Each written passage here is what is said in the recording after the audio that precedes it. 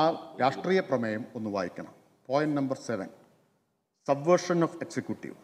Central agencies like ED, NIA, CBI and income tax are being grossly abused to intimidate and subjugate political opponents.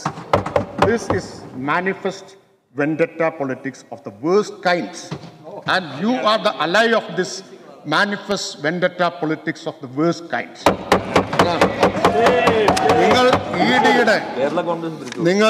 നിങ്ങൾക്ക് നിങ്ങളുടെ രാഷ്ട്രീയ പ്രമേയം, ആ രാഷ്ട്രീയ പ്രമേയത്തിലെങ്കിലും ഒന്ന് ഉറച്ചു നിൽക്കാൻ പറ്റൂ, കഴിയോ സർ?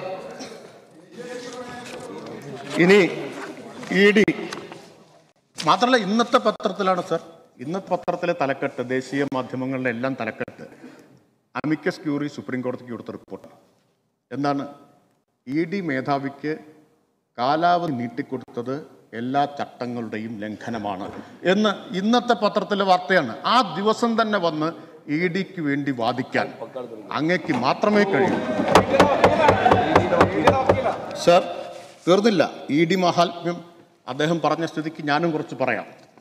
ആയിരുന്നല്ലോ അദ്ദേഹത്തിൻ്റെ പ്രസംഗത്തിൽ പ്രധാനമായിട്ടുണ്ടായിരുന്നത്. ഈ ED മഹാത്മ്യം അല്ല, അദ്ദേഹം പറഞ്ഞല്ലോ